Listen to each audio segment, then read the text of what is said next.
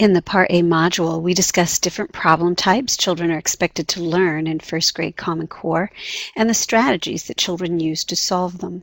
We use the same terminology that the Common Core authors use in their companion documents, which they've created to accompany the standards, called the Common Core progressions. Our focus in this module is less on the problem solving and more on the fact, fluency, and equation writing components, but in the true fashion of the Common Core standards, it's almost impossible to talk about any aspect without making reference to other standards at the same grade level and to near grade levels. Therefore, if you've had the Part A module, you will hear some familiar terms and ideas in this lesson, but we come at it from the perspective of building fact fluency and comprehension of increasingly abstract representations. As we take a closer look at the standards, we see that the Common Core authors expect children to develop fluency using multiple arithmetic strategies, which are articulated here and include counting on, making 10, decomposing a number leading to a 10, using the relationship between addition and subtraction, and creating equivalent but easier sums.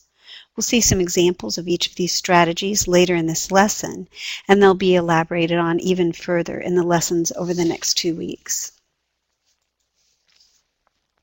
Much of what I will be discussing in this lesson and upcoming lessons is informed by the companion document that I mentioned called the Progressions, and it also other documents that are cited in the Common Core references.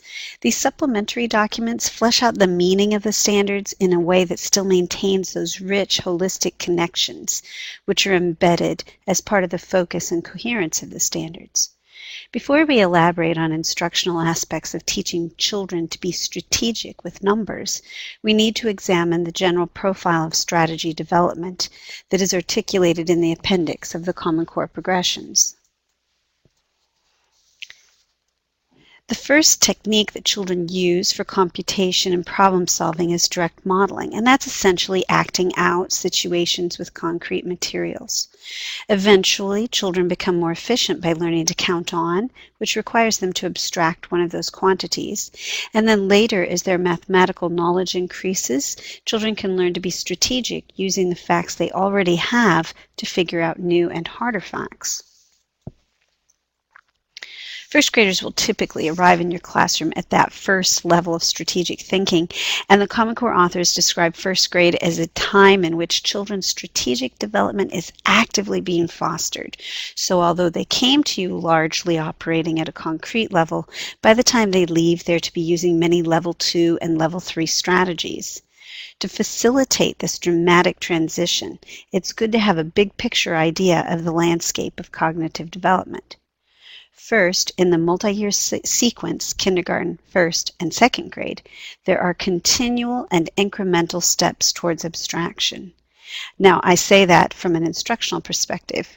On an individual child-by-child basis, sometimes it looks more like spurts and plateaus, but the instruction continually takes children from where they are and incrementally stretches them to that next level of abstraction. So in this way, we're able to create an instructional pathway where children are able to get out of their comfort zone while simultaneously ensuring that that new pathway will make sense to them by using where they already are, what they already understand, and what's familiar to build a bridge to that next stage of abstraction. We also need them to make connections between what's familiar and the new level, and oftentimes it is through these connections where they're really able to make sense, learn, and therefore transition into the next stage of abstraction. So these connections back and forth are critically important, and primarily as a teacher, instead of seeing our role as introducing new strategies, it would be helpful if we saw our role as helping them to make sense between the familiar and the new strategies as a technique for how they can make that transition. Strategies do not develop in a lockstep approach. For example, it's very common for you to see a child direct modeling some types of problems, but using more sophisticated strategies for other types of problems. Children typically develop more sophisticated strategies for easy problem types long before they use those strategies for harder problem types. In the Part A module, we discussed the idea of cognitive load, and we considered that when we really want to start extending children into a new area of strategic thinking, then we have to reduce the cognitive load in other aspects to allow for that.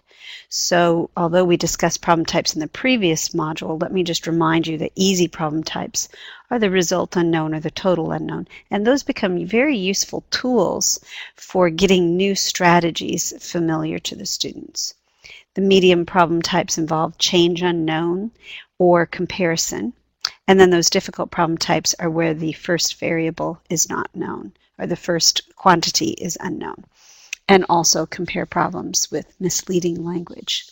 Over time, they can get to the point where they can use more sophisticated strategies for all of the problems. Although I should mention there are some problems where it still makes sense to use level 2 and occasionally even level 1. We'll take a look at that as we go through this lesson. In early aspects of cognitive development in arithmetic, children are typically, as I mentioned, at this direct modeling stage. And this stage I think will look quite familiar to you. Essentially, children who do this are representing every physical quantity and counting. The action and the relationships and word problems are used exactly. They simply follow the story when they have a word problem.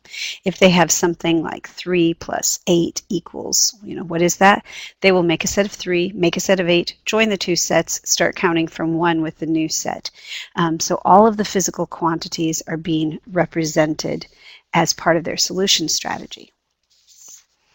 Level 2 methods involve abstracting one of the quantities and moving forward or backward from that amount, and thus saving the effort of representing one of the physical quantities. Now, as adults, we often think of this counting on as only marginally more advanced than counting all in the direct modeling. But in actual fact, this is a huge leap in development, as articulated by the Common Core authors in this quote. Let me use this equation here as an example. 7 plus blank equals 11. So I'm searching for a number that tells me how much I have to add to 7 in order to get 11. But before I can count on, I have to make a mental shift by which I see that the 7 is not a separate set. That's where the direct modelers are. Now, with counting on, I can perceive that 7 is part of the 11. It's embedded in the 11. The 11 is partitioned into two parts, a 7 and the something else I'm looking for. That's very different than the direct modeling, which actually builds the set of 7 and then builds on and then perceives their full set of 11. Recognizing that 7 is embedded in the 11 allows me to not have to build it. I can just move on from the known portion and just navigate and try to figure out what the unknown part is. Although counting on is a big leap forward cognitively, it has some distinct limitations. It's a strategy that's going to continue to be efficient even into adulthood if all you have to do is add 1 or 2 or subtract 1 or 2, possibly 3 on the outside. But if you have to add or subtract more than 3 certainly, then you're going to find that the counting methods here are pretty inefficient. And also, they're error prone. It's easy to make mistakes if you have to count on or back more than 3. So we have to have something more sophisticated. If we're going to do 8 plus 6, we don't want children having to count on 6 from 8, for example, because it's too error prone and too slow. In order to develop these more advanced strategies, we're going to need to use some known facts, and you'll see how this works here very shortly. But rote memory is not very helpful towards developing these mental strategies. You have to really understand the relationships in order to be able to do these level 3 methods. The Common Core Standard 1.0A.6 describes the following level 3 methods, and we're going to take a brief look at each one of these in our sort of survey across cognitive development of strategic thinking. The instructional pathways by which we can foster the kind of thinking that you're going to see coming up here is actually going to be focused on for a later lesson. Right now we're just taking a look at what are these strategies rather than how to get students to do them. Making 10 involves decomposing one addend in such a way that we can make 10. So you see in the top two examples, one of which involves decomposing 5 into a 1 and a 4, so then we can use that 1 and make 10 by adding it to the 9. In turn, the 9 plus 5 essentially becomes converted into 10 plus 4. In the orange example, we decompose a 6, and this is the problem I just gave you actually. We decompose the 6 in such a way that we can convert the 8 to a 10. In this way, 8 plus 6 becomes 10 plus 4. The bottom example is a bit different. Here you see a string of addends, and the learner has discovered that these can be made, that this sum can be made a great deal easier by simply reorganizing it to make tens. Decomposing a number leading to a 10 involves using 10 as a friendly number, a type of mental way station as you navigate the number system. And so it allows you to break an operation into two steps so that we can manage it more easily cognitively. So in the example of 13 minus 8, the learner has decided to decompose the 8 in such a way that first 3 can be subtracted, allowing for a stopover at that 10, and then the other 5 can be subtracted to end up at 5. This reduces the cognitive difficulty a great deal because children typically from starting in kindergarten have been using 10 as a benchmark number, learning how to decompose 10 into all of its number partners. That's in the kindergarten Common Core, and learning how to create teen numbers or decompose teen numbers into tens and leftovers was also a kindergarten standard. So the two sets of equations that you see here are really exactly the same. They're just two different ways of recording what the learner did, one of which breaks it into the two separate steps, and the other one actually has one long number sentence, 13 minus 3 minus 5. Children who have a robust understanding of the relationship between addition and subtraction can often use this to their advantage in terms of arithmetic strategies. This is one of the reasons I particularly like the number bond, because it easily models the relationship that's shared by both addition and subtraction. For example, the number bond here matches 17 minus 9, but it also matches all those other related equations that you see. If I am not sure how to figure out 17 minus 9, but I really deeply understand this relationship that's embedded in this number bond, then I can shift gears and say, oh, I'm just looking for a number that when I combine it with 9, it makes 17. What do I know about 9? I know that 9 plus 9 is 18. That's almost there. It'd be one less, wouldn't it? 9 plus 8. So you see how you can shift gears back and forth between addition and subtraction if you understand that relationship well. Doubles facts are often quite familiar to children, and so they can also be employed to create equivalent but easier sums. And here I show an example of a doubles plus 1, and some kids will do a doubles minus 1 strategy as well. So 7 plus 8 and 9 plus 8 are two of the most difficult single-digit sums for children, but here you can see how if they can use a doubles fact, they can easily figure out the answer to those particular facts.